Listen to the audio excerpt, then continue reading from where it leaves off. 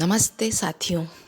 आज हम सुनने जा रहे हैं कहानी जिसका नाम है माता का हृदय, जो लिखी है हमारे चिर परिचित मुंशी प्रेमचंद के द्वारा। तो चलिए शुरू करें कहानी माता का हृदय। माधवी की आंखों में सारा संसार अंधेरा हो रहा था। कोई अपना मददगार दिखाई न देता था, कहीं आशा की झलक न थी। उस निर्धन घर में वह अकेली पड़ी रोती रही और कोई आंसू पोंछने वाला न था। उसके पति को मरे हुए 22 वर्ष हो गए थे। घर में कोई संपत्ति न थी। उसने न जाने किन तकलीफ़ों से अपने बच्चे को पाल पोस कर बड़ा किया था। वही जवान बेटा आज उसकी गोद से छीन लिया गया था। और छीनने वाले कौन थे? अगर मृत्यु ने छीना होता तो वह सब्र कर लेती। मौत से किसी का द्वेष नहीं होता, मगर स्वार्थियों के हाथों वह अत्याचार असह्य हो रहा था। इस घोर संताप की दशा में उसका जी रह रहकर इतना विकल हो जाता कि इसी समय चलूं और उस अत्याचारी से इसका बदला लूं जिसने उस पर यह निष्ठुर आघात किया है। मारूं या मर जाऊं, दोनों ही में संतोष हो जाएगा। कितना सुंदर, कितना होनहार बालक था। यही उसके पति की निशानी, उसके जीवन का आधार, उसकी उम्र भर की कमाई थी। वही लड़का इस वक्त जेल में पड़ा न जाने क्या क्या तकलीफ़ें झेल रहा होगा। और उसका अपराध क्या था? कुछ नहीं। सारा मोहल्ला उस पर जान देता था। विद्यालय के अध्यापक उस पर जान देते थे। अपने बेगाने सभी तो उसे प्यार करते थे। कभी कोई उसकी शिकायत सुनने में नहीं आई। ऐसे बालक की माता होने पर अन्य माताएं उसे बधाई देती थीं। कैसा सज्जन, कैसा उदार, कैसा परमार्थी। खुद भूखों सो रहे, मगर क्या मजाल कि द्वार पर आने वाले अतिथि को रूखा जवाब दे। ऐसा बालक क्या इस योग्य था कि जेल में जाता? उसका अपराध यही था कि वह कभी कभी सुनने वालों को अपने दुखी भाइयों का दुखड़ा सुनाया करता था। अत्याचार से पीड़ित प्राणियों की मदद के लिए हमेशा तैयार रहता था। क्या यही उसका अपराध था? दूसरों की सेवा करना भी अपराध है? किसी अतिथि को आश्रय देना भी अपराध है? इस युवक का नाम आत्मानंद था। दुर्भाग्यवश उसमें वे सभी सद्गुण थे जो जेल का द्वार खोल देते थे। वह निर्भीक था, स्पष्टवादी था, साहसी था, स्वदेश प्रेमी था, निस्वार्थ था, कर्तव्य परायण था। जेल जाने के लिए इन्हीं गुणों की जरूरत है। स्वाधीन प्राणियों के लिए वे गुण स्वर्ग का द्वार खोल देते हैं, पराधीनों के लिए नरक के। आत्मानंद के सेवा कार्य ने, उसकी वक्तृताओं ने और उसके राजनीतिक लेखों ने उसे सरकारी कर्मचारियों की नज़रों में चढ़ा दिया था। सारा पुलिस विभाग नीचे से ऊपर तक उससे सतर्क रहता था। सबकी निगाहें उस पर लगी रहती थी। आखिर जिले में एक भयंकर डाके ने उन्हें इच्छित अवसर प्रदान कर दिया। आत्मानंद के घर की तलाशी हुई। कुछ पत्र और लेख मिले जिन्हें पुलिस ने डाके का बीजक सिद्ध किया। लगभग 20 युवकों की एक टोली फांस ली गई। आत्मानंद इसका मुखिया ठहराया गया। शहादतें हुई। इस बेकारी और गिरानी के ज़माने में आत्मा से ज़्यादा सस्ती और कौन सी वस्तु हो सकती है? बेचने को और किसी के पास रह ही क्या गया है? नाम मात्र का प्रलोभन देकर अच्छी से अच्छी शहादतें मिल सकती हैं और पुलिस के हाथ पड़कर तो निष्कृष्ट से निष्कृष्ट गवाहियाँ भी देववाणी का महत्व प्राप्त कर लेती हैं। शहादतें मिल गई। महीने भर तक मुकदमा चला। मुकदमा क्या चला, एक स्वांग चलता रहा और सारे अभियुक्तों को सजाएं दे दी गई। आत्मानंद को सबसे कठोर दंड मिला, 8 वर्ष का कठिन कारावास। माधवी रोज कचहरी जाती, एक कोने में बैठी सारी कार्रवाई देखा करती। मानवीय चरित्र कितना दुर्बल, कितना निर्दय, कितना नीच है, इसका उसे तब तक अनुमान भी न हुआ था। जब आत्मानंद को सजा सुना दी गई और वह माता को प्रणाम करके सिपाहियों के साथ चला तो माधवी मूर्छित होकर जमीन पर गिर पड़ी। 2-4 दयालु सज्जनों ने उसे एक तांगे पर बैठाकर घर तक पहुंचाया। जब से वह होश में आई है, उसके हृदय में शूल सा उठ रहा है। किसी तरह धैर्य नहीं होता। उस घोर आत्मवेदना की दशा में अब अपने जीवन का केवल एक लक्ष्य दिखाई देता है और वह इस अत्याचार का बदला है। अब तक पुत्र उसके जीवन का आधार था। अब शत्रुओं से बदला लेना ही उसके जीवन का आधार होगा। जीवन में अब उसके लिए कोई आशा न थी। इस अत्याचार का बदला लेकर वह अपने जन्म को सफल समझेगी। इस अभागे नर पिशाच बागची ने जिस तरह उसे रक्त के आंसू रुलाए हैं, उसी भांति यह भी उसे रुलाएगी। नारी हृदय कोमल है, लेकिन केवल अनुकूल दशा में। जिस दशा में पुरुष दूसरों को दबाता है, स्त्री शील और विनय की देवी हो जाती है। लेकिन जिसके हाथों अपना सर्वनाश हो गया हो, उसके प्रति स्त्री को पुरुष से कम घृणा और क्रोध नहीं होता। अंतर इतना ही है कि पुरुष शस्त्रों से काम लेता है, स्त्री कौशल से। रात भीगती जाती थी और माधवी उठने का नाम न लेती थी। उसका दुख प्रतिकार के आवेश में विलीन होता जा रहा था, यहाँ तक कि उसके सिवा उसे और किसी बात की याद ही ना रही। उसने सोचा, कैसे यह काम होगा। कभी घर से नहीं निकली। वैधव्य के 22 साल इसी घर में कट गए, लेकिन अब निकलूंगी, जबरदस्ती निकलूंगी। भिखारिन बनूंगी, टहलनी बनूंगी, झूठ बोलूंगी, सब कुकर्म करूंगी। सत्कर्म के लिए संसार में स्थान नहीं। ईश्वर ने निराश होकर कदाचित इसकी ओर से मुंह फेर लिया है।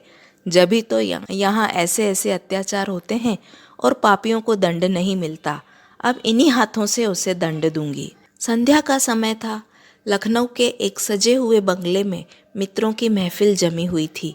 गाना बजाना हो रहा था। एक तरफ आतिशबाजी रखी हुई थी, दूसरे कमरे में मेज़ों पर खाना चुना जा रहा था। चारों तरफ पुलिस के कर्मचारी नजर आते थे। वह पुलिस के सुपरिटेंडेंट मिस्टर बागची का बंगला है। कई दिन हुए उन्होंने एक मार्के का मुकदमा जीता था। अफसरों ने खुश होकर उनकी तरक्की कर दी थी और उसी की खुशी में यह उत्सव मनाया जा रहा था। यहाँ आए दिन ऐसे उत्सव होते रहते थे। मुफ्त के गवैये मिल जाते थे, मुफ्त की आतिशबाजी, फल और मेवे, मिठाइयाँ आधे दामों पर बाजार से आ जाती थी और चट दावत हो जाती थी। दूसरों के जहाँ 100 लगते, वहाँ इनके 10 से काम चल जाता था। दौड़ धूप करने को सिपाहियों की फौज थी। और यह मार्के का मुकदमा क्या था, वह जिसमें निरपराध युवकों को बनावटी शहादत से जेल में ठूंस दिया गया था। गाना समाप्त होने पर लोग भोजन करने बैठे। बेगार के मजदूर और पल्लेदार जो बाजार से दावत और सजावट के सामान लाए थे, रोते या दिल में गालियां देते चले गए थे। पर एक बुढ़िया अभी तक द्वार पर बैठी थी। अन्य मजदूरों की तरह वह भुन भुनाकर काम न करती थी। हुक्म पाते ही खुश दिल मजदूर की तरह दौड़ दौड़कर हुक्म बजा लाती थी। यह माधवी थी, जो इस समय मजूरनी का वेश धारण करके अपना घातक संकल्प पूरा करने आई थी। मेहमान चले गए, महफिल उठ गई, दावत का सामान समेट दिया गया। चारों ओर सन्नाटा छा गया, लेकिन माधवी अभी तक यहीं बैठी थी। सहसा मिस्टर बागची ने पूछा, बुढ़ी, तू यहाँ क्यों बैठी है? तुझे कुछ खाने को मिल गया? माधवी, हाँ हुजूर, मिल गया। बागची, तो जाती क्यों नहीं? माधवी, कहाँ जाऊँ सरकार, मेरा कोई घर द्वार थोड़े ही है। हुक्म हो तो यहीं पड़ी रहूँ, पाव भर आटे की परवस्ती हो जाए हुजूर। बागची, नौकरी करोगी? माधवी, क्यों ना करूँगी सरकार, यही तो चाहती हूँ। बागची, लड़का खेला सकती है? हाँ हुजूर, वह मेरे मन का काम है। बागची, अच्छी बात है, तू आज से ही रहे। जा घर में देख, जो काम बताए वो कर। 1 महीना गुजर गया। माधवी इतना तनमन से काम करती कि सारा घर उससे खुश है। बहू जी का मिजाज बहुत ही चिड़चिड़ा है।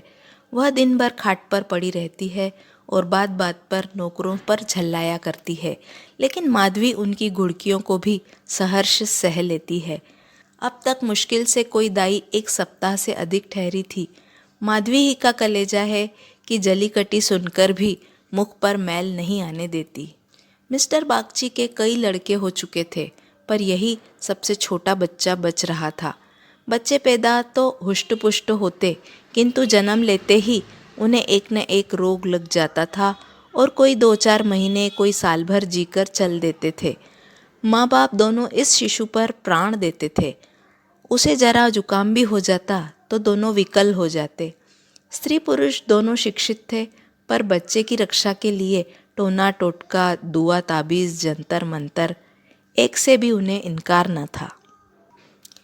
माधवी से यह बालक इतना हिल गया था कि एक क्षण के लिए भी उसकी गोद से न उतरता। वह कहीं एक क्षण के लिए भी चली जाती तो रो रो कर दुनिया सिर पर उठा लेता। वह सुलाती तो सोता, वह दूध पिलाती तो पीता, वह खेलाती तो खेलता, उसी को वह अपनी माता समझता। माधवी के सिवा उसके लिए संसार में कोई अपना न था।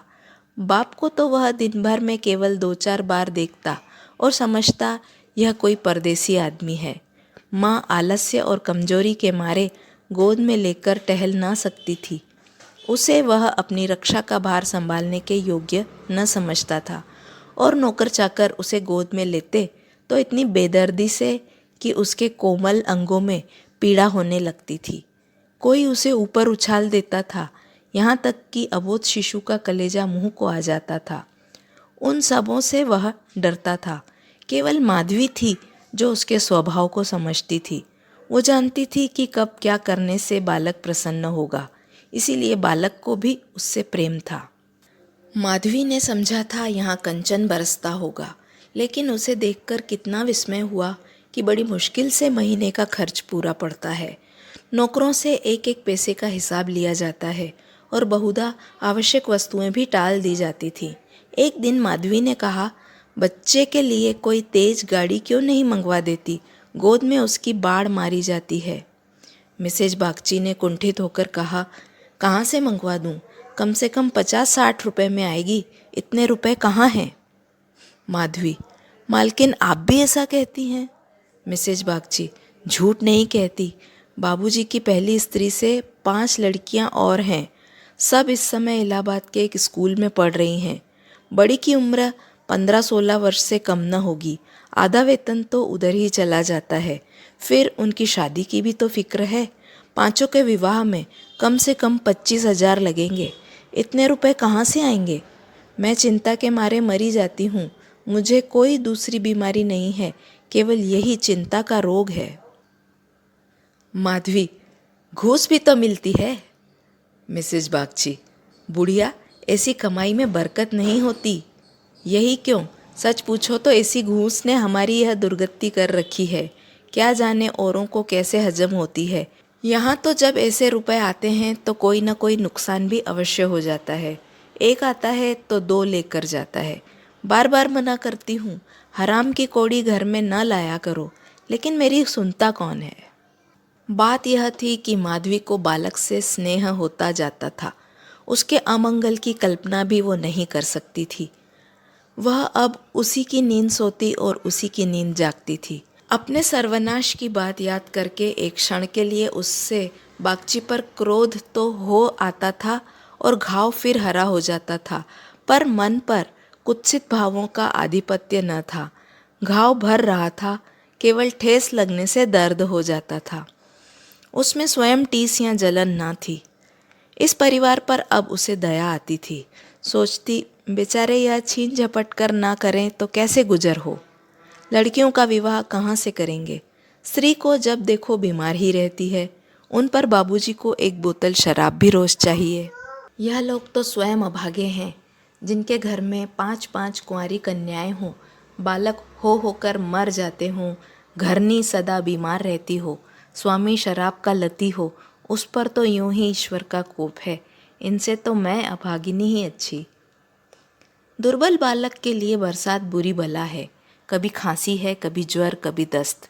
जब हवा में ही शीत भरी हो तो कोई कहाँ तक बचाए। माधवी एक दिन अपने घर चली गई थी। बच्चा रोने लगा तो माँ ने एक नौकर को दे दिया, इसे बाहर से बहला ला। नौकर ने बाहर ले जाकर हरी हरी घास पर बैठा दिया। पानी बरस कर निकल गया था, भूमि गीली हो रही थी, कहीं कहीं पानी भी जमा हो गया था। बालक को पानी में छपके लगाने से ज़्यादा प्यारा और कौन खेल हो सकता है। खूब प्रेम से उमग उमग कर पानी में लौटने लगा। नौकर बैठा और अन्य आदमियों के साथ गपशप करता रहा। इस तरह घंटों गुजर गए। बच्चे ने खूब सर्दी खाई। घर आया तो उसकी नाक बह रही थी। रात को माधवी ने आकर देखा तो बच्चा खांस रहा था। आधी रात के करीब उसके गले से खुरखुर की आवाज़ निकलने लगी। माधवी का कलेजा सन से हो गया। स्वामिनी को जगाकर बोली, देखो तो बच्चे को क्या हो गया है, क्या सर्दी वर्दी तो नहीं लग गई? हाँ, सर्दी ही मालूम होती है। स्वामिनी हकबकाकर उठ बैठी और बालक की खुरखुराहट सुनी तो पांव तले से जमीन निकल गई। यह भयंकर आवाज़ उसने कई बार सुनी थी और उसे खूब पहचानती थी। व्यग्र होकर बोली, जरा आग जलाओ, थोड़ा सा चोकर लाकर एक पोटली बनाओ, सेंकने से लाभ होता है। इन नौकरों से तंग आ गई। आज कहार जरा देर के लिए बाहर ले गया था, उसी ने सर्दी में छोड़ दिया होगा। सारी रात दोनों बालक को सेंकती रहीं। किसी तरह सवेरा हुआ। मिस्टर बागची को खबर मिली तो सीधे डॉक्टर के यहाँ दौड़े। खैरियत इतनी थी कि जल्द एहतियात की गई। 3 दिन में बच्चा अच्छा हो गया, लेकिन इतना दुर्बल हो गया था कि उसे देखकर डर लगता था। सच पूछो तो माधवी की तपस्या ने बालक को बचाया। माता सोती, पिता सो जाता, किंतु माधवी की आंखों में नींद न थी। खाना पीना तक भूल गई। देवताओं की मनौतियाँ करती थी, बच्चे की बलाएं लेती थी, बिल्कुल पागल हो गई थी। यह वही माधवी है जो अपने सर्वनाश का बदला लेने आई थी। अपकार की जगह उपकार कर रही थी। विष पिलाने आई थी, सुधा पिला रही थी। मनुष्य में देवता कितना प्रबल है। प्रातःकाल का समय था। मिस्टर बागची शिशु के झूले के पास बैठे हुए थे। स्त्री के सिर में पीड़ा हो रही थी, वहीं चारपाई पर लेटी हुई थी और माधवी समीप बैठी बच्चे के लिए दूध गर्म कर रही थी। सहसा बागची ने कहा, बुढ़िया, हम जब तक जिएंगे तुम्हारा यश गाएंगे। तुमने बच्चे को जिला लिया। स्त्री, यह देवी बनकर हमारा कष्ट निवारण करने के लिए आ गई। ये ना होती तो न जाने क्या होता। बूढ़ा, तुमसे मेरी एक विनती है। यूँ तो मरना जीना प्रारब्ध के हाथ है, लेकिन अपना अपना पौरा भी बड़ी चीज़ है। मैं अभागिनी हूँ, अब कि तुम्हारे ही पुण्य प्रताप से बच्चा संभल गया। मुझे डर लग रहा है कि ईश्वर इसे हमारे हाथ से छीन ना ले। सच कहती हूँ बुढ़िया, मुझे इसको गोद में लेते डर लगता है। इसे तुम आज से अपना बच्चा समझो, तुम्हारा होकर शायद बच जाए। हम अभागे हैं, हमारा होकर इस पर कोई ना कोई संकट आता रहेगा। आज से तुम इसकी माता हो जाओ, तुम इसे अपने घर ले जाओ, जहाँ चाहे ले जाओ। तुम्हारी गोद में देकर मुझे फिर कोई चिंता न रहेगी। वास्तव में तुम ही इसकी माता हो, मैं तो राक्षसी हूँ। माधवी, बहू जी, भगवान सब कुशल करेंगे, क्यों जी इतना छोटा करती हो? मिस्टर बागची, नहीं नहीं बूढ़ी माता, इसमें कोई हर्ज नहीं है। मैं मस्तिष्क से तो इन बातों को ढकोसला ही समझता हूँ, लेकिन हृदय से इन्हें दूर नहीं कर सकता। मुझे स्वयं मेरी माताजी ने एक धोबिन के हाथ बेच दिया था। मेरे 3 भाई मर चुके थे। मैं जो बच गया तो माँ बाप ने समझा बेचने से ही इसकी जान बच गई। तुम इस शिशु को पालो पोसो, इसे अपना पुत्र समझो। खर्च हम बराबर देते रहेंगे, इसकी कोई चिंता मत करना। कभी कभी हमारा जी चाहेगा आकर देख लिया करेंगे। हमें विश्वास है कि तुम इसकी रक्षा हम लोगों से कहीं अच्छी तरह कर सकती हो। मैं कुकर्मी हूँ, जिस पेशे में हूँ उसमें कुकर्म किए बगैर काम नहीं चल सकता। झूठी शहादतें बनानी ही पड़ती हैं, निरपराधों को फंसाना ही पड़ता है। आत्मा इतनी दुर्बल हो गई है कि प्रलोभन में पड़ ही जाता हूँ। जानता हूँ कि बुराई का फल बुरा ही होता है, पर परिस्थिति से मजबूर हूँ। अगर न करूँ तो आज नालायक बनकर निकाल दिया जाऊँ। अंग्रेज हजारों भूलें करें, कोई नहीं पूछता। हिंदुस्तानी एक भूल भी कर बैठे तो सारे अफसर उसके सिर हो आते हैं। हिंदुस्तानियों को तो कोई बड़ा पद ना मिले वही अच्छा। पद पाकर तो उनकी आत्मा का पतन हो जाता है। उनको हिंदुस्तानियत का दोष मिटाने के लिए कितनी ही ऐसी बातें करनी पड़ती है जिनका अंग्रेज के दिल में कभी ख्याल ही पैदा नहीं हो सकता। तो बोलो, स्वीकार करती हो? माधवी गदगद होकर बोली, बाबूजी, आपकी इच्छा है तो मुझसे भी जो कुछ बन पड़ेगा आपकी सेवा कर दूंगी। भगवान बालक को अमर करे, मेरी तो उनसे यही विनती है। माधवी को ऐसा मालूम हो रहा था कि स्वर्ग के द्वार सामने खुले हैं और स्वर्ग की देवियां अंचल फैला फैला कर आशीर्वाद दे रही हैं। मानो उसके अंतःस्थल में प्रकाश की लहरें सी उठ रही हैं। इस स्नेहमय सेवा में कितनी शांति थी। बालक अभी तक चादर ओढ़े सो रहा था। माधवी ने दूध गर्म हो जाने पर उसे झूले पर से उठाया तो चिल्ला पड़ी। बालक की देह ठंडी हो गई थी और मुंह पर पीलापन आ गया था, जिसे देखकर कलेजा हिल जाता है, कंठ से आह निकल जाती है और आंखों से आंसू बहने लगते हैं। जिसने एक बार देखा है फिर वह कभी नहीं भूल सकता। माधवी ने शिशु को गोद में चिपटा लिया, हालांकि उसे नीचे उतार देना चाहिए था। कोहराम मच गया था। माँ बच्चे को गले से लगाए रोती थी, पर उसे ज़मीन पर ना सुलाती थी। क्या बातें हो रही थी और क्या हो गया। मौत को धोखा देने में आनंद आता है। वह उस वक्त कभी नहीं आती जब लोग उसकी राह देखते हैं। रोगी जब संभल जाता है, जब वह पथ्य लेने लगता है, उठने बैठने लगता है, घर भर खुशी मनाने लगता है और सबको विश्वास हो जाता है कि संकट टल गया, उस वक्त घात में बैठी हुई मौत सिर पर आ जाती है। यही उसकी निठुर लीला है। आशाओं के बाग लगाने में हम कितने कुशल हैं। यहाँ हम रक्त के बीज बोकर सुधा के फल खाते हैं। अग्नि से पौधों को सींचकर शीतल छांव में बैठते हैं।